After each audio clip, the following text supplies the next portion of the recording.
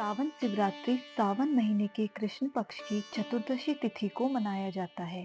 एक तो सावन का महीना भगवान शिव को अति प्रिय होता है और उस पर से शिवरात्रि, इस दिन की महिमा कई गुना बढ़ जाती है। लेकिन इस दिन भक्त को स्नान करके पूजा करने के बाद सावन शिवरात्रि की व्रत कथा भी जरूर सुननी चाहिए। तो चलिए जानते हैं सावन शिवरात्रि व्रत कथा।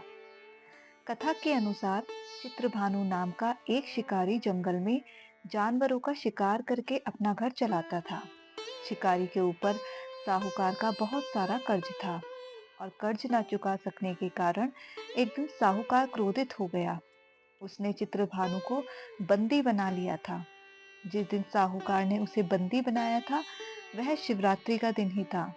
बंदी रहते हुए शिकारी भगवान शिव से जुड़ी महिमा की बातें सुनता रहा। वहीं उसने शिवरात्रि व्रत की कथा भी सुनी। शिकारी का पूरा दिन ऐसे ही गुजरा। शाम को साहूकार ने चित्रभानु को कर्ज चुकाने के लिए एक दिन का समय दिया और उसे छोड़ दिया। कर्ज चुकाने के लिए चित्रभानु ने पूरा दिन बिना खाए पिए जंगल में शिकार ढूंढते हुए बिता दिया।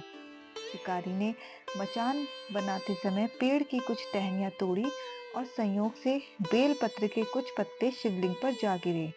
इस प्रकार शिकारी ने दिन भर भूखे प्यासे रहकर अनजाने में ही सही पर शिवरात्रि का व्रत भी कर लिया और शिवलिंग पर बेलपत्र भी चढ़ा दिए। रात्रि का एक प्रहर बीतने के बाद एक गर्भिणी मृगी तालाब के किनारे पानी पीने के लिए पहुंची। शिकारी ने उसे मारने के लिए अपना धनुष उठाया तो संयोग से फिर से उसके हाथ के धक्के से कुछ पत्ते और जल की बूंदें नीचे बने शिवलिंग पर गिर गईं और अनजाने में ही सही शिकारी की प्रथम प्रहर की पूजा संपन्न हो गई। मृगी शिकारी को देखकर बोली कि मैं गर्भ से हूँ और शीघ्र ही प्रसव करूंगी। मैं वादा करती हूँ कि बच्चे को जन्म देकर शीघ्र ही तुम्हारे पास वापस आ जाऊंगी। तब मुझे मार लेना। शिकारी ने उसे जाने दिया। थोड़ी देर बाद एक और मृगी वहां आई। शिकारी ने उसे देखकर धनुष पर बाण चढ़ा दिया। फिर से कुछ बेलपत्र उसके हाथ से नीचे शिवलिंग पर जा गिरे और इस तरह से उसकी दूसरे प्रहर की पूजा भी पूरी हो गई। इस मृगी ने भी विनम्रता पूर्वक शिकारी से निवेदन किया कि मैं थोड़ी देर पहले ऋतु से निवृत्त हुई हूँ, अपने प्रिय की तलाश कर रही हूँ। मैं वचन देती हूँ कि अपने पति से मिलकर शीघ्र ही वापस आ जाऊंगी। तब मुझे मार लेना। शिकारी ने उसे भी जाने दिया। अब रात्रि का आखिरी प्रहर बीतने को था। फिर एक और मृगी अपने बच्चों के साथ उधर से निकली। शिकारी ने उसे मारने के लिए तुरंत ही धनुष पर तीर चढ़ा दिया।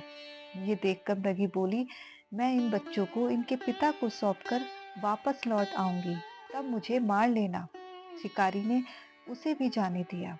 शिकार न कर पाने के कारण शिकारी परेशान हो गया और पेड़ पर बैठा हुआ वह बेलपत्र तोड़ तोड़ कर नीचे फेंकता जा रहा था। इस तरह से उसके हाथों से तीसरे पहर की पूजा भी स्वतः ही संपन्न हो गई। सुबह होने को थी कि तभी एक मृग उस रास्ते पर आया। अब शिकारी ने सोचा कि चाहे कुछ भी हो जाए, इस बार वो शिकार की नहीं सुनेगा। शिकारी को देखकर मृग ने कहा कि यदि तुमने मुझसे पहले आने वाली 3 मृगियों और उनके बच्चों को मार डाला है तो मुझे भी शीघ्र ही मार दो, क्योंकि मैं उन मृगियों का पति हूँ। यदि तुमने उन्हें जाने दिया है तो मुझे भी कुछ समय के लिए जीवन दान दे दो। मैं वादा करता हूँ कि उनसे मिलकर तुम्हारे पास उपस्थित हो जाऊंगा। शिकारी ने उसे भी जाने दिया। जाने अनजाने में ही सही, लेकिन शिकारी के द्वारा उपवास, रात्रि जागरण और शिवलिंग पर बेलपत्र चढ़ाने से उसका हिंसक हृदय अब निर्मल हो गया था। थोड़ी देर में वह मृग अपनी पत्नियों के साथ शिकारी के सामने उपस्थित हो गया। जंगली पशुओं की ऐसी सामूहिक प्रेम भावना देखकर शिकारी को अपने आप पर बड़ी ग्लानि महसूस हुई। उसकी आंखों से आंसू निकल पड़े। उसने मृग परिवार को जाने दिया और जीवन में कभी हिंसा न करने का निर्णय लिया। शिकारी के ऐसा करने से भगवान शिव उससे प्रसन्न हुए और भगवान शिव ने प्रत्यक्ष रूप से दर्शन देकर उन्हें आशीर्वाद दिया। इस प्रकार अनजाने में किए गए शिवरात्रि व्रत से भगवान शंकर ने शिकारी को मोक्ष प्रदान किया।